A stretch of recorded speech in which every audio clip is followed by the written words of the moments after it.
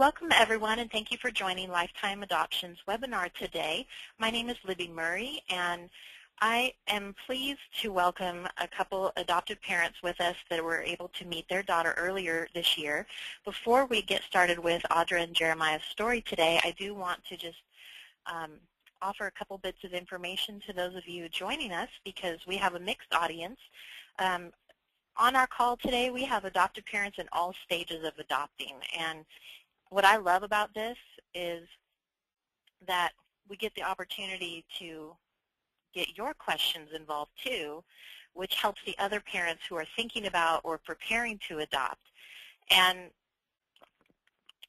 if you're already working with Lifetime, you know that you can reach out to us. You can connect through your coordinator or through the other webinars that we're hosting that are just for Lifetime families.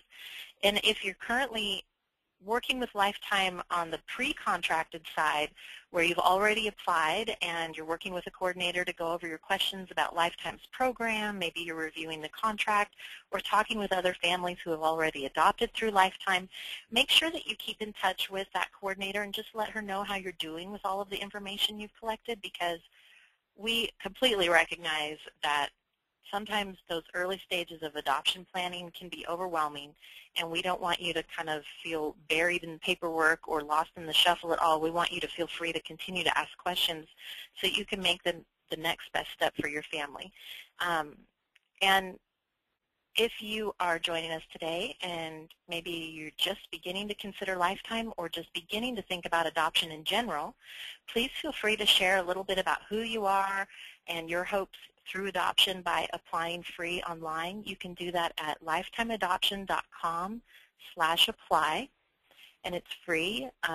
And those early stages, they'll move through with no obligation. It just gives you the freedom to share a little bit more specifically what you're looking for, and allows us to better determine if we would fit your adoption needs. So one of the best ways to reach out to us, whether you're already contracted or if you're just considering Lifetime, is to call us with any questions, 1-800-923-6784, or you can always shoot an email over to your coordinator, or if you don't have a coordinator, email adopt@lifetimeadoption.com. So, of course, our main website is lifetimeadoption.com, and I would also love to see all of you participating on our page over at Facebook. You can go to facebook.com/open.adoption, and there are a lot of conversations, photos, comments, questions over there that may also sort of help you through whatever phase you're in right now. So I want to call attention to our special guest today and just begin our story. I love sharing adoption stories because while every one of them is so unique and different, they all share a lot of things in common that led to the family's success, and so we'll get to hear how they prepared and what that was like for them. But mostly I just want to really touch on the point that open adoption has benefits for everyone involved. And whether you're already headed towards open adoption or if you're still on the fence, there's always more to learn. And I think the best way to continue learning about open adoption today is to hear from people who are actually living with it today. And that is what touched me about Jeremiah and Audra's story. And so I'm just so glad they're joining us. Welcome, Audra and Jeremiah. Thank you for being here today. Thank you for having us. Thank you. Let's just start briefly at the beginning about what led you to adoption and how did you decide what type of adoption to pursue? Well, we was having infertility problems, and we talked about it a while back. If we couldn't conceive a child on our own, what we consider adoption, and we both agreed that we would. So that kind of led to our decision to adopt. Mm-hmm. Had you ever heard of open adoption? I heard of it, but really didn't understand what open adoption was until I came to Lifetime and I read up on it and did the webinars and everything. Mm-hmm. I do remember seeing you pop up on our webinars from time to time, which I always love as a full circle now to see you with your baby girl. Yeah. Maybe for both of you, and this might jump ahead just a little bit, but to think back to those days when you were just beginning to choose what type of adoption you were going to move toward, and what you thought about open adoption as you started researching it compared to what you know about it now.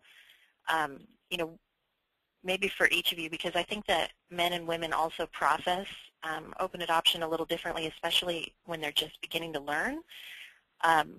What was your concept or perception of open adoption then compared to now?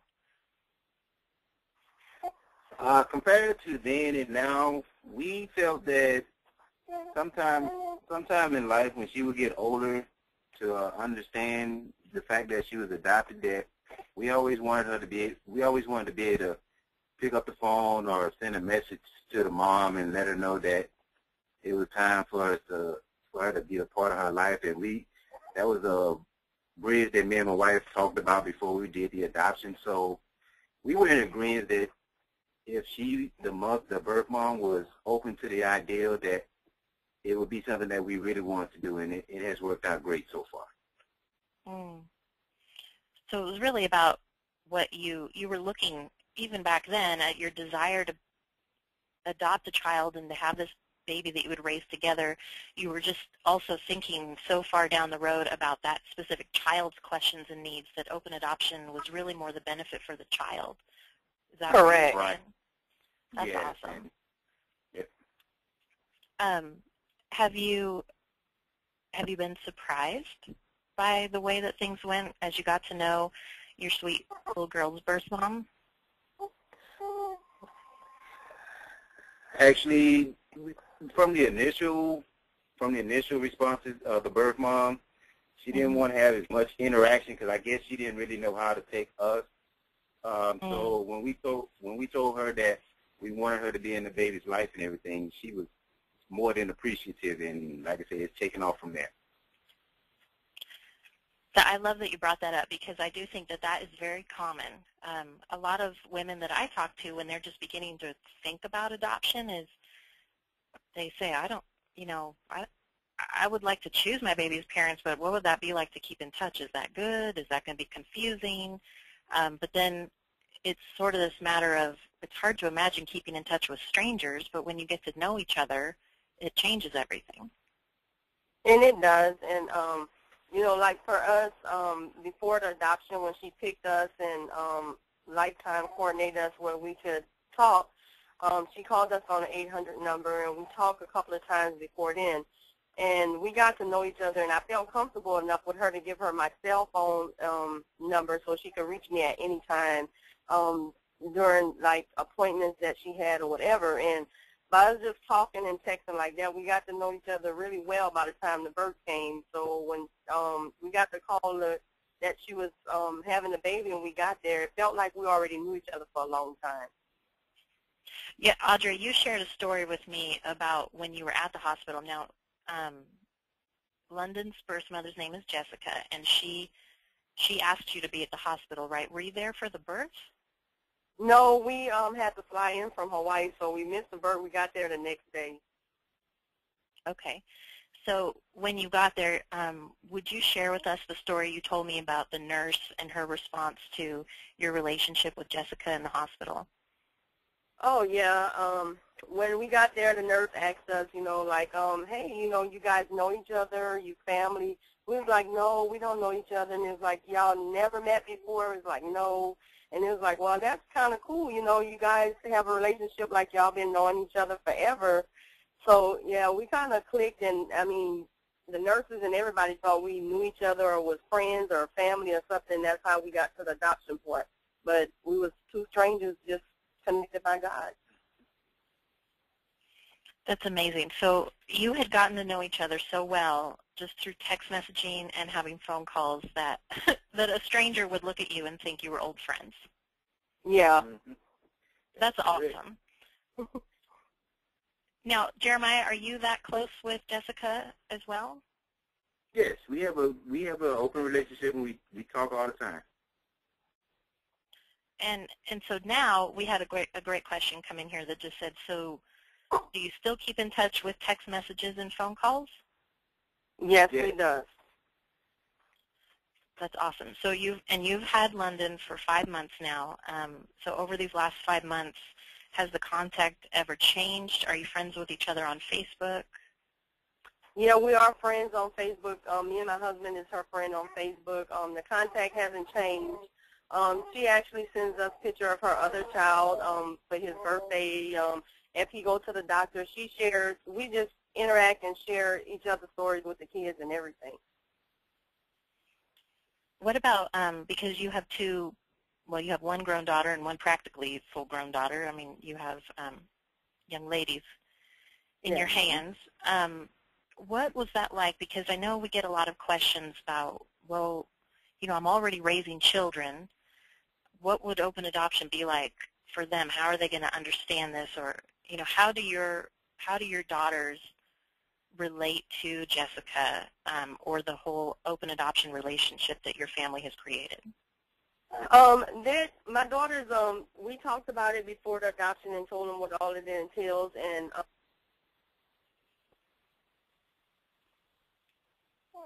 hello? Are you there? Are you still there? Yeah, okay. Yeah, I'm still here. Yeah, we talked to our daughters prior to the adoption and what it entails. And Alicia actually got to meet Jessica last Friday. And, you know, Alicia's really shy, but she was like, oh, she's really cool. You know, they talked a little bit, and she played with her son. So we all got along really well. He took a real liking to my dog. What did Jeremiah say? I said he took a real liking to my daughter. Yeah, I almost didn't want to let her go. If you're referring to Jessica's son, that's so sweet.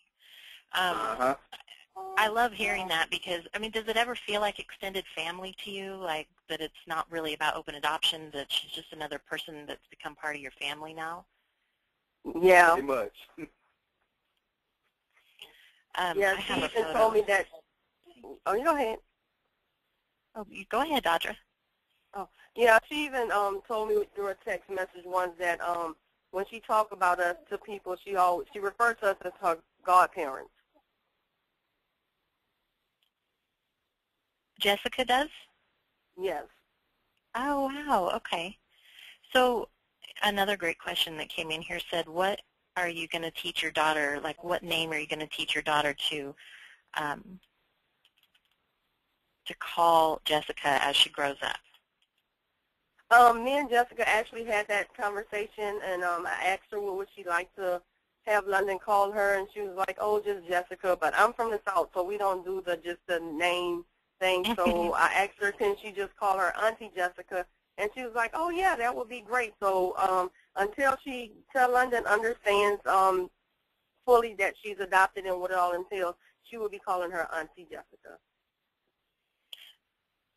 That's awesome. I think it's encouraging to hear that you had that conversation with her so early, because I know that a lot of times adoptive parents wonder, you know, is that going to upset her if I ask her what should we call you?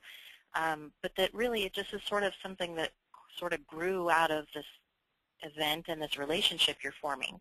Has there ever been a conversation that you've had with Jessica that's felt uncomfortable or like you crossed a line?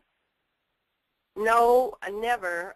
Our conversation is pretty open, and I never felt like I was over the line or she was over the line. We just pretty much keep it open and honest.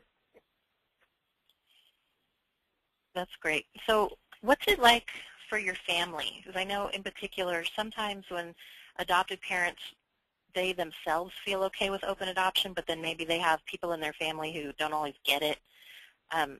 Does your family embrace this opportunity that you have with London's birth mom? You know, do they ever question it? What's that like? No, our family really embraced it. Our church family, our friends, they all embraced it. And Jeremiah will tell you a story about that. No, everybody supports it 100%. They think it's great that we're keeping an open relationship with her. So as she grows older and starts to wonder why she may be a little different, then we can actually explain that to her and she can have a better understanding. Mm-hmm. And have you seen any benefits for Jessica by having open adoption and being available to keep in touch with her? Yeah, I do see benefits because way I look at it as open adoption to a closed adoption is if we wouldn't keep in contact with Jessica and then she wonder about London and they happen to find each other, you know, it would probably be awkward. But by us keeping the relationship open with her and they're already growing up to know each other, and when they have questions for each other, it wouldn't be so awkward for either one of them to get that relationship. Mm-hmm. Now, this is a great question, came in, thanks, Megan. Do you have any contact with London's birth father? We don't know the birth father. Jessica didn't know the birth father, so the birth father is not in the picture. Okay. And that's not uncommon. You know, I'm seeing more and more where some of the fathers are starting to get involved, but it's still very common for these women to call and have different circumstances that just lead them to not having that information or where he's just not involved at all. Yeah. I mean, was that ever a question or concern for you? Because sometimes we work with parents who will say, well, gosh, I'm not sure I feel comfortable moving forward with an adoption if there's no information about him. In the beginning it was, and when we talked to our lawyer, and he assured us that, you know, the information that Jessica provided to him, that he would put a notice out to the guys that she thought was, so they couldn't come back and say, hey, I didn't know, or whatever. So a notice has been out, so that protected us from, you know, the birth father coming in trying to claim his rights. So the lawyer took care of all that. And was there ever a question about, you know, whether it was unsettling not to know his family history or family medical history or anything like that? Was that ever a concern? It was in the beginning, but not so now that it is not a big concern. We had a question here that came in. I love this because we were going to lead up to this, but it says, you know, I guess I could see the benefit of being in touch on Facebook, but was that ever a concern for you? Did you ever have concerns about privacy or, you know, even sometimes it's not about what the birth mother sees on, say, your Facebook profile, but maybe more so on how others might access her, or were you ever worried about that, about being that open and that involved with her? What our relationship is on Facebook is she will like pictures and she'll make a comment, but nobody on Facebook really knows that is London's birth mom. And pretty much when she has questions, she'll call me or she'll text me. Pretty much we friends on Facebook, so, you know, because I put a lot of pictures there. And she put pictures on her Facebook. It's more so for her to see London, and as London grew up, she could see her on Facebook. And that's easier for us to do pictures that way, besides texting. I totally agree. I feel like it just makes it not that printing photos and actually mailing them, you know, should be forgotten, but just that she can go and look whenever she wants. And even if she's seen them 20 times already, they're still there, and she can still go and interact with them. And I imagine that would take a lot of pressure off. Yeah. And that's what we wanted, for her to be able to do that and just look at London whenever she wants. We had this photo up a minute ago because you were briefly getting to talk about how you actually had a visit with her last week. It was last weekend, almost a week ago, right? Yes. So I'm going to pop this back up here just so that everyone can know that if you can see your screen, this is a photo from just last weekend when Jeremiah and Audra and their family went and saw Jessica and her son, and here she is holding baby London. And this was the first time you'd seen her since London's birth? Yes. Okay, so were you nervous about having that first visit at all? Because a lot of families, they're open to visits, but sometimes they get kind of like nervous or really anxious, like what's that going to be like now that the baby's here? Well, we wasn't nervous because after London was born, we had to go back to the city where she was actually born to get some more shots and stuff for her at that hospital. And we stopped briefly by Jessica that time so she could see her before we leave to go back to Hawaii. So pretty much this was like the second visit, I would say. So it's just more comfortable is what I'm hearing. Is it just sort of not, it's not something that it's taking extra effort. It's just more like we care about her. We want to make the effort. Exactly. Yes. That's how we feel. Oh gosh. Okay. So I just love this photo. Did you get to follow up with her at all after? I mean, did she have any comments like, "Gosh, she's grown so big," or was she weepy at all? Was there any hard emotions that you knew that Jessica was processing after the visit? No, during the visit, after the visit, no hard processes. She was like, "Oh, she's getting really big. She seems like she eats a lot." Just normal questions. And we was like, "Yeah, she eats a lot." And she was like, "You guys are great parents. You're doing a great job in London." So, yeah, even when we was there, she was holding London. She's like, "Okay, you ready to go back to Mommy now?" And she gave her back to me. So she refers to me as a mom, when we're together. Was that comforting for you to hear? Because that is something I know, in particular, a lot of hopeful parents, before they even begin adoption, they sometimes wonder, is that line going to be unclear? Are they going to know that I'm Mommy?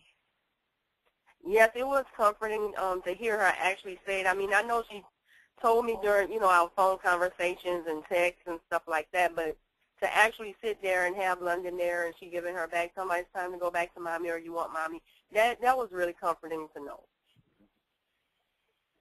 Yeah. I love that. And so you just happen to be in the area right now, so the visit was a little easier. Did you talk about when you might get together again? I know we're going to probably try to see her before we head out to our next duty station, but we are trying to, me and her was talking about her trying to get out to come to London's first birthday party. That's awesome. Well, and I love that you're thinking about that ahead of time, because, again, just like any relationship, if you care about somebody, you're not just gonna sit there and think, I hope they don't bring it up. You're gonna initiate it and talk about future.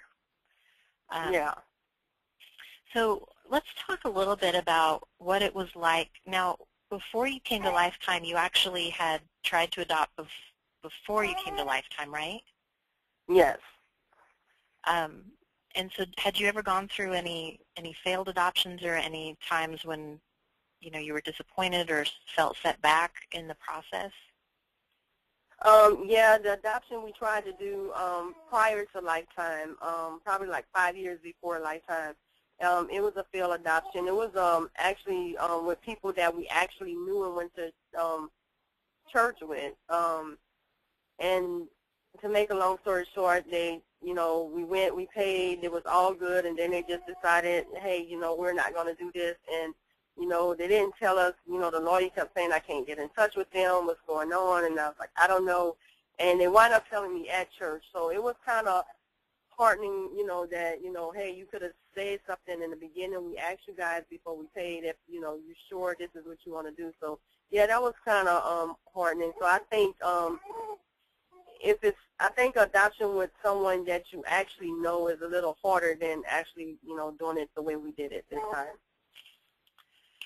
That's an interesting perspective, because that's what I hear from birth parents sometimes too. And a lot of people, in particular, part of my role at Lifetime is to educate people who may come in contact with women who are thinking about adoption. Like I talk to nurses or teachers or guidance counselors or pregnancy clinic workers, different. And sometimes there's this assumption that women are turning to a private adoption with an outside family as like a last resort. But in my experience, a lot of them are actually purposely going outside of their own family because they already have issues within their own family that sometimes they're trying to free that child of.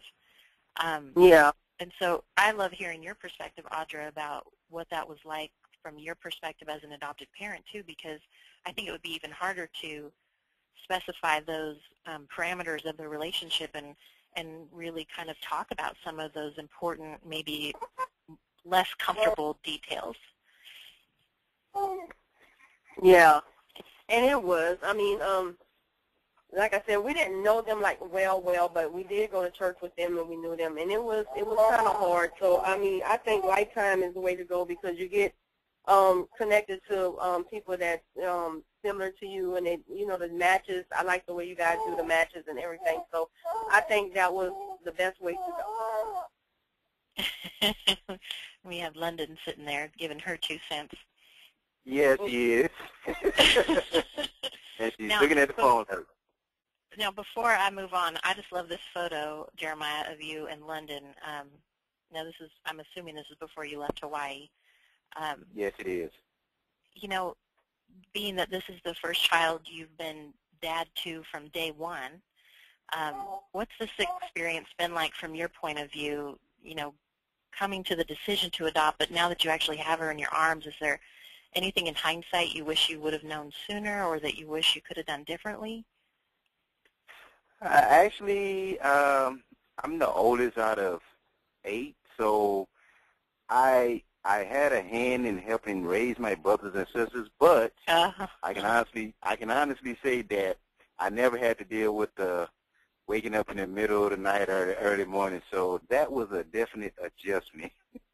Mm-hmm. And still having to go on to work the next day, so I think that was the most shocking part of everything. I knew it, but I never had actually lived it, so that was a shocker to me. What would you tell other men who aren't sure that they're ready to adopt? Based off of talking with other men that I went to church with and other stories, you're never going to think you're ready, but you're more ready than you actually believe. And once you hold that baby in your arms and they're looking at you and you're looking at them, you're ready. You just don't know you're ready. I love hearing that because I think that would be true. I'm just not sure that most men have ever put them into that wording before. That's wonderful. Did you guys, you know, in your journey to London, I'm assuming that because I've also heard you talk about how you believe that this was meant to be and of God, that I know you walk in faith. Were there moments of despair or where you felt like, well, maybe this isn't for us? You know, we had one question come in that said, how did you handle the wait? What got you through that period? There were a few moments in there where I did doubt it, but every time that I doubted, God opened up another door to show me that all you have to do is walk with me and I will take you the rest of the way. And every time I really started to doubt it, He always revealed something else to me to let me know it's okay, it's going to happen. So I just believe in the Word and it will come true. And Audra, what about you? What memory do you have of those years even? Because there were years before coming to Lifetime where you were just hoping to add a child to your family, and then certainly in the time you waited with us. What would you tell families who want to know, how do I get through this time? I think just talking to my coordinator a lot, the questions that I had, I used Veronica a lot. So just talking to her and, you know, just talking to my husband, I think the most thing for me was the paperwork. I think that was just the most overwhelming for me. It was a lot. But other than that, I think just talking to Veronica and my husband, you know, and anticipating, oh, when are we going to get matched, you know. So, yeah, I think that was my moment, just waiting to get matched. Mm-hmm. Let's see here. I love that we're getting some questions coming in. Okay, let me catch up here. Now, so once you actually came into Lifetime, we had a question here. How long did you wait to hear about London's birth mom choosing you? After we completed the paperwork fully, I think it was probably like 3 weeks before we got connected with Jessica. long at all. Yeah, it wasn't long. It went really fast. So, so how long were you matched with her before London was born? About 3 3 months. months. Okay. Wow. Was that a surprise for you that you had that much time to prepare before her birth, or were you hoping for less time? What was that like? Well, during the whole process, because we knew about the drop in the lap, so we had stuff in the back burner, like in case we get a drop in the lap, we'll be ready to go wherever. So we was kind of prepared because of that aspect. But once we got matched with Jessica and she told us when she was due, it was like, oh wow, we're really gonna be parents real soon. You know, so yeah, it kind of went fast, but I'm glad it did. And did Jessica ever talk with you about what stood out about you, why she chose you for London? She just said that she normally goes with her gut feeling, and her gut just told us that we were the perfect fit for her baby, and that's how it took off. And she said actually we was the first couple that she seen, and she just knew right then that we was the one. So should you write that down? Because that seems like something that would be amazing to tell London when she's old enough. Yeah, we won't forget that. It's actually in her Facebook. Oh, wow. She's sitting here laughing now. I think that's a common question that most adoptive parents have, is especially when they're still waiting, they're thinking, what is it about me that's going to get me chosen? And it doesn't sound like it was really something you could control. All you had to do was make sure you were yourselves, and that you just put yourself out there. Yeah, you do have to put yourself out there. And I think the one thing we was like really open and honest in our video, the audio that we did for the profile. We just was ourselves, and just telling the birth mom, what our promise to her would be for the child. Mm-hmm. And that's great, because I know we have a lot of families that actually get kind of hung up. Was it ever, just talking about the profile process gets a lot of families really anxious. What would you say to families who feel like, oh gosh, I just don't photograph well, or I hate being on video, or I hate my voice, I don't want to do an audio? What would you say to encourage them or help them to understand the importance of, just like you said, putting yourself out there? I think I don't like to be photographed either, but I think that was the best thing for me to do, was to do the photo and do the audio, because it stands your profile out above everyone else who doesn't. And also it gives the birth mom a chance to hear your voice and hear the birth parent's voice. And, they could kind of imagine, looking at the picture and hearing your voice, be like, okay, yeah, I want to get to meet them. So at least they have an idea, how you sound and how you look. So I think I think everybody should do it. And unfortunately, we didn't have a chance to do the video because we got matched so fast, but I was looking forward to doing that too. You were willing. That's part of it. Now, I love, too, because what I hear from a lot of adoptive parents after they adopt is the ways that they were surprised that they got to talk about their story, or once people start learning that they've been touched by adoption, then they just find these opportunities just sort of come up to start talking about it. Has that ever happened for you? What's it been like since you've adopted? Do you find more people opening up to you about their questions or their experiences? Oh yeah, I had two particular stories that come to mind. One is my coworker, and she was in the military, and she's a single parent, and she had 2 or 3 miscarriages, and she really wants a baby. And so when we did adoption, she asked about our process and what we did, and so I gave her lifetime address, the email address, so she could go look it up, and when she's ready, she would connect. And then my pastor, she knew a teenage girl who wasn't in a good situation at home, and she really, was trying to talk to her about adoption and open adoption. So she asked me could I talk to her, and I did.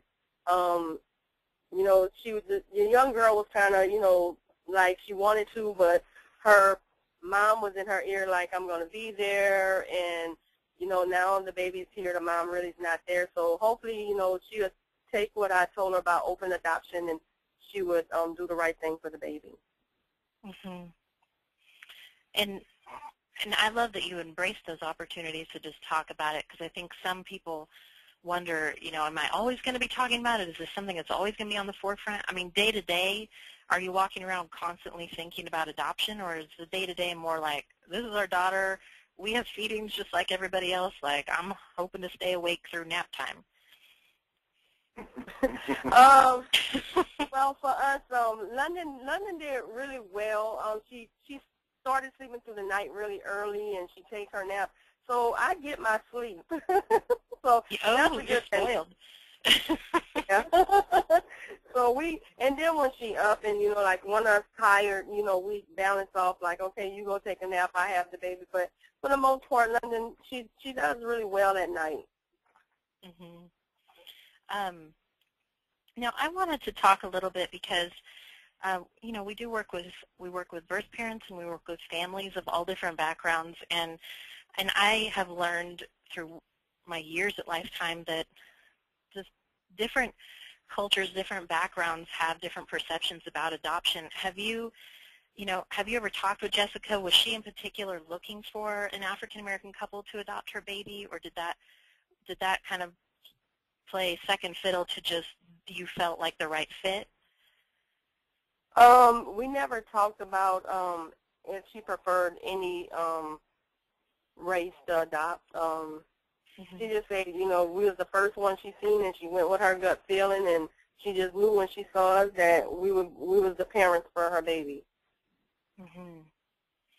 I mean, and I'm just speaking from my experience too, because we work with so many families, and I get calls from these women, and a lot of times we're getting calls in particular from women carrying African American babies or mixed race babies, and sometimes their local agencies don't have a big variety for them to choose from, and so they almost get turned away, which is one of the things I love about working at Lifetime, is because if a woman calls me, we're not going to tell her, no, I don't have a family for you. Yeah. But what would you both say to maybe other African American families, or maybe mixed race couples, or anybody out there who's debating whether or not they are opening their hearts to adopting a child of African American background, or just adoption in general? What's on your heart to have other families know from your experience through London's story that you would want to encourage other people to just step out and do it, or questions they should ask? What would you want other families to know? First, Jeremiah had to leave, so he's no longer on conference with us. Okay.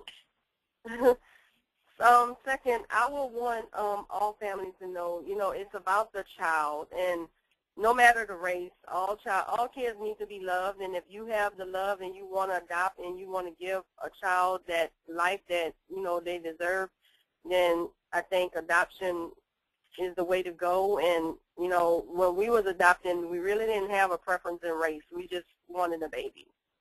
Mm-hmm.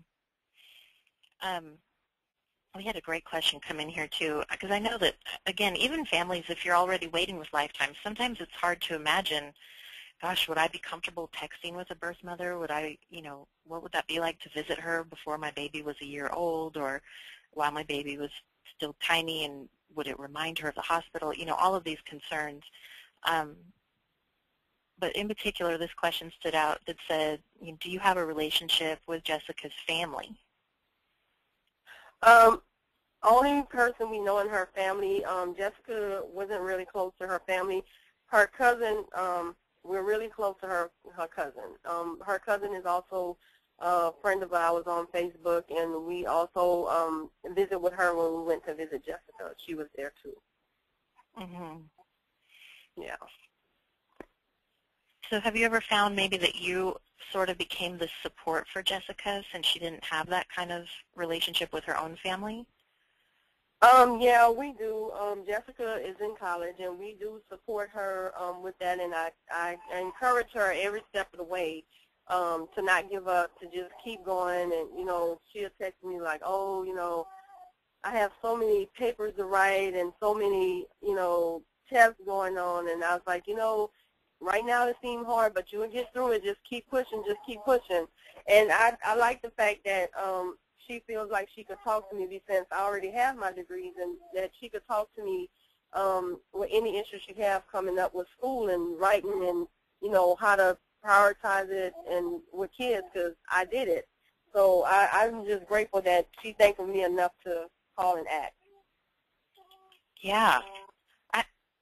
See, and I love hearing you say that, because that's what I continue to see, and I feel like especially this year, I continue to talk with adopted parents about sharing their story, and then as I'm getting to know them through the webinar process, I learn of this relationship that just goes beyond we're just sharing updates, and it turns more into, I mean, you're a role model to her, essentially. Yeah. I think that's such a gift. You know, what do you feel like personally are the benefits of open adoption to you as the parent? For us as the parents is actually getting to know the birth mom, and the more that we get to know the birth mom, the more we get to know about our child, her personality, her characteristics, some of the things that she do. I was like, oh, you got that from Jessica. You know, so just getting to know Jessica is helping us to know London as well. And I just want to encourage any of you, if you're on the call and you have questions, feel free to chime in, because, you know, I know Audra's very open. She's comfortable answering them. So if you have any questions, you can type them in the questions or chat box. Audra, I'm going to bring up this photo here of you and your girls, because I just wonder if, you know, if you look at this and you think, you know, I always wondered when this day would come. I mean, what's it like for you to see you surrounded by your 3 beautiful daughters now? Looking at that photo, you know, it's just surreal, because, you know, my second one on the left, she always wanted a sister or brother. You know, she's like, I want to be a big sister for a change. I want to be a big sister. So it finally came, and, you know, looking at all 3 of them together, you know, I'm just happy. I feel like I'm blessed. God, you know, blessed me with a child, you know, that we couldn't have our own. So he gave me a child through another mother. Which, you know, I don't know how people get through adoption without faith, because I just really do. I look at the photo you sent of Jessica. I look at you with your girls. I look at Jeremiah holding London, and I just think this was meant to be. I mean, this baby couldn't have landed in a different family. Yeah, and we feel the same way, and we always get, you know, people telling us like, oh, tell the truth, you didn't adopt her. You know, you really went to Texas to have this baby. And I'm like, no, she really is adopted. And it's like, she really fits in our family. Like, she looks like both of us. And I was like, well, it was God sent, and he matched us. And I love seeing and you'll probably get to see this as she grows up. I mean, just even the little things that she does will just continue to reinforce that. Like, this is my girl. And you know, I'm sure that you share some of it in common with Jessica, but adoption doesn't change the fact that she's going to grow up knowing your laugh and your sense of humor, and, you know, hobbies that you share as a family, or the way you worship at church. I mean, all of that's going to become her own too. Yeah. Yeah, and we brought her to church early. I mean, I have a picture that I shared with you for the share thing. When we was in church, and we had the Bible open on the iPad, and she was reading the Bible. When the pastor said, go to the scripture, she looked down, and yeah, so. Oh, that was I'm going to bring it up here. Is this one here? Yes. Oh my gosh, how cute. Yeah, so that's the one. And, I mean, when we brought her to church, I mean, you know, when the choir starts singing, she's in tune. So she's very alert, and we're trying to instill God in her at an early age. Was that important to Jessica, that you share faith with her baby? Yes, it was. It was one of her concerns that, she's going to go to church, because she said she didn't go as much as she would like to as a child, but that's something she wanted for her baby. Mhm. And I know you were talking about it earlier, but I just wanted to get a little bit more clarity. So being that Jessica has another child, she has a son, so London has an older birth brother. Do you kind of envision or imagine that London and this little boy will have a connection as they grow up too? Yes, and that's one of the reasons why, we wanted to keep in touch, because she do have an older brother, and I think it's important for them to know each other as they're growing up, like, hey, I got a little sister, hey, I got a big brother, instead of, wondering, hey, do I wonder if I have any other, siblings now that I know I'm adopted? This way she'll know from the beginning that she does. Mhm. Mhm. Great. We had a question here. We didn't really get to talk about this, Audra, but it said, why did Jessica choose adoption? She chose adoption, and we actually talked about it. She chose adoption because she's in school, and she said it was quite hard just for her to imagine trying to raise 2 kids in college, and she has a roommate, and they live in a 2-bedroom, so it was kind of hard, and she knew that she couldn't provide for another baby. So that was her reason for going to adoption. Mm-hmm. And I think that's such a key question. Is that something you talked about the first time you spoke with Jessica? Was the why? No, I think that was probably like our second or third conversation. Okay. Because I know for some families, and this is speaking from my experience doing the matches, is, you don't want to come off like, why are you doing this? Tell me your reasons, kind of like she has to justify it. But it's so helpful to know why. It's so helpful to know where she's coming from. And I think anytime you can let somebody share their story and where they're at right now and what's making them choose certain directions, then you know better how to support them, how to be there for them in the way that they need the help. And I think open adoption, your willingness to just know her must have been a huge relief off of her back, because I know that a lot of women worry, gosh, in my circumstances, are the adoptive parents going to judge me? Are they going to turn my baby away because they don't agree with what I'm doing for these reasons? But I love that you got to explore that with her, because that's part of London's story too. Exactly. And actually, she was the one who brought it up to me. I didn't ask her. She just told me. That's great. And that's cool. So, I mean, would you say that it's really about building trust? It is. And I think in your first initial contact with the birth mom, you could build trust that first day if you just be yourself. And I was just totally myself, and, I just, asked her, hey, what do you want to know about me that you didn't see on my profile? And she asked questions, and I was as honest as I could be with her, and I think that relaxed her more to where she just started opening up, talking to me about her. Mhm. I love that. Did you ever have concerns that she would change her mind, or how did you manage those fears that you hear? Everybody always talks about, well, what if you have the child and then you don't get to complete the adoption? I mean, did you ever talk about that with Jessica, or just have to come to terms with that yourself and be willing to just keep going? How did you manage that? I did ask her, I don't know what conversation this was that we had, but before London was born, I was asking her, I was like, you're not going to change your mind when you see her, because she did request, to have a moment to herself with London before we leave. That was before she got to know us. So I asked her, I was like, once you have that moment with her, you're not going to change your mind. She was like, no, I'm set. This is what we're going to do, and I promise you I will not change my mind. And I think the more that I got to know her and she got to know me and she was more comfortable, she didn't even get that. She didn't need the moment by herself before we left for London, because we was always in there together. Like, I'd be like, oh, you want me to leave and get you? So she's like, no, you guys could stay. And, so when we was taking London home, she was there, and, I was going to give her her moment. She was like, no need, I'm fine. and it just changed because we just built that relationship. Mm-hmm.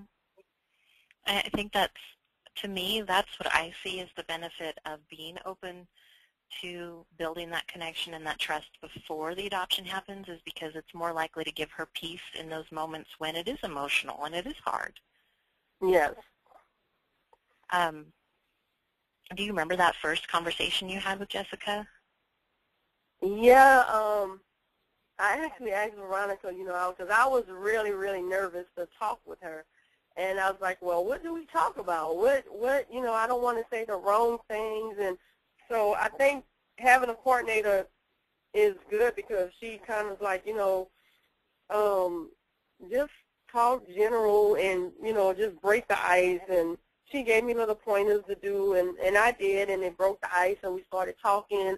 So, I she's like, just tell her about your favorite movie, your favorite food. Just talk about little knickknacks, and, you'll be surprised how it would go. And I did, and come to find out, my favorite movie is her favorite movie. So, we started talking from there, and it just went on. And then we just started talking like it was nothing. Now, did you pick out her name together, or did she leave that up to you and Jeremiah? She left it up to us, and I know I asked her, are you going to name her in the hospital and then, before the adoption, because I know you can do that. And she was like, nope, I love the name that you guys have, and that's the name she's going to have. But I think that's such a great tip, is to talk about it. I mean, there's really, I would say there's ways to talk about stuff. I mean, you don't want to sound inappropriate or as if you're the one in control and that you're taking all choices away from her. But I think I love what you've been saying about you kept in touch with Veronica because she worked on this match with you, and that's key, is to not feel like you have to know all the answers, right from the gate, but to actually be able to walk through it, call Lifetime and say, how do I manage this, or what do you think about doing it this way, and that it all comes together. At the same time, you're also willing to have these conversations with that birth mother so that there's not surprises later. I think a lot of people get kind of nervous. Well, gosh, what am I going to hurt her feelings if I ask her, if she's planned a name for this baby, or if we want to talk about what we're thinking of naming this baby, because a lot of first moms want to know that you're doing that, because to her it shows intent on moving forward. Like, you're going to be there for my baby. You're already naming her. Yeah.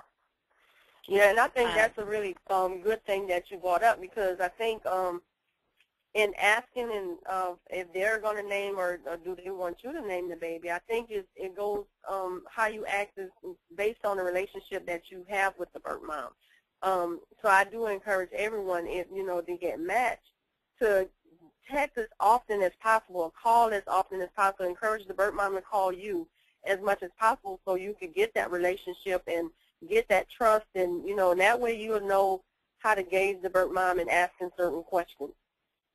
I think that's a really good tip. Of course, there are some women, like I know we've had adoption stories where she doesn't want to have a lot of that, but if she's receptive, you might as well make yourself available and encourage that. And I always like to tell families, it's okay, even if she doesn't want to have, tons of regular day-to-day contact, at least to say, hey, can we talk this time next week?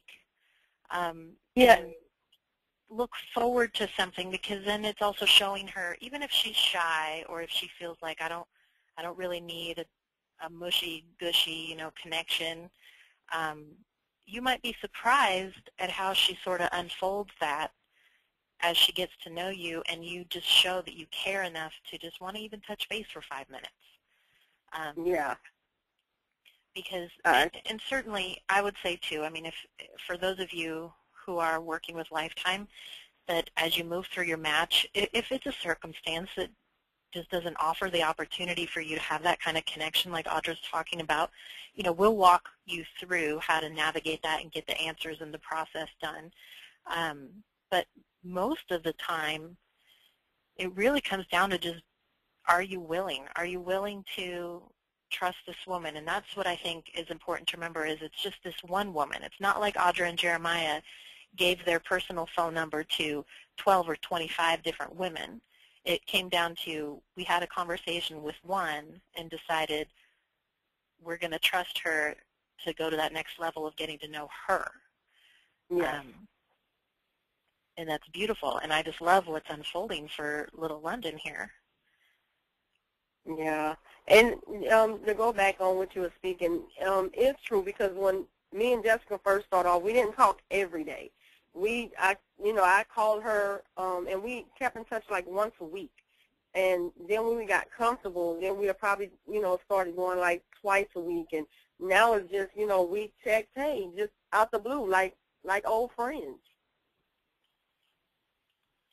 Exactly. And I loved, you were telling me the other day, Audra, that some of your updates are really more about even Jessica texts you with photos of her son and just lets you know what's going on with their lives. It's not even about what's London doing today. It's more like, hey, I thought you would think this was cute, or we're at the zoo, or whatever it is that she's sending, Exactly, and that's the relationship we got where, and I met her son, and he's really adorable, and, she was like, hey, he's not a happy camper today, and she sent me a picture. He got shot today, and he's mad at me.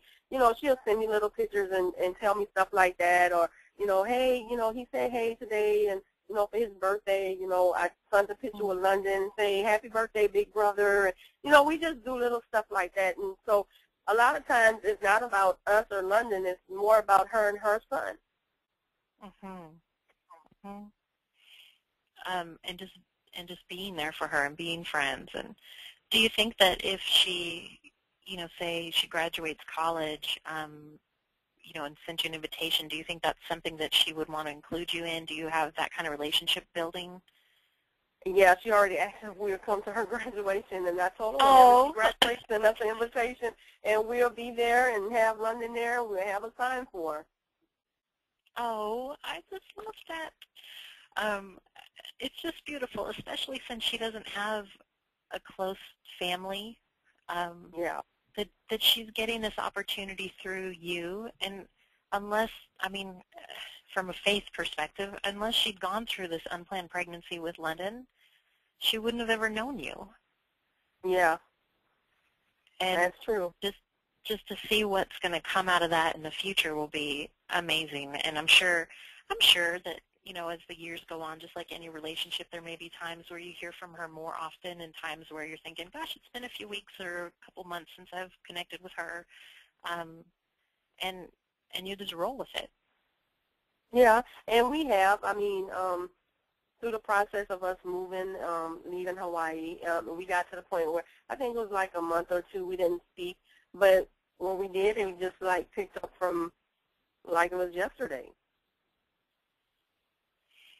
Well, it's wonderful. We're getting some comments in, Audra, that they're saying, one says, this is seriously the sweetest family ever and such an inspiration. Another one that just says, thank you so much for sharing this. It really gives me peace. Is there anything before we wrap up today that you just want to make sure that the adoptive parents listening know from you or your experiences or just on your heart to share? I would say to you all, just put yourself out there. Just trust in God that He's going to lead you the right way and lead you to the right birth mom, and you guys are going to have that connection. I will be praying for each and every one of you guys for a successful adoption. I hope my story helped with any questions or uncertainty that you've had. Just put yourself out there and, just go for it. And whenever you're mad, just try to get, to know the birth mom. And if it's a roadblock, use your coordinator. I did, and that's the best thing I can tell you, use your coordinator. Yes, especially because that's the best way for us to help is when you keep in touch and let us know your questions and about every phone call and let us know how the relationship's going, because we can't be a fly on the wall in every conversation. I love that advice because there's no reason you have to do it alone. Yes, exactly true. And I let Veronica know, hey, I talked to her today. This is what we talked about, and I kept her informed. And so if you use your coordinator, that's what they're there for. Use them. Awesome. Well, thank you so much for being here, and please thank Jeremiah from all of us too for sharing his insights. And we loved hearing little London chiming in there with her little coos. she's just growing so fast. And I want to thank Yeah. all of you for joining us today and sharing your questions and your comments. And if you have any follow-up questions or feedback from today's call, I would love to hear from you. And you can write to me directly, Libby, Libby, @lifetimeadoption.com, or you can always just email for general information to adopt@lifetimeadoption.com, or if you have a question for your coordinator, reach out to her.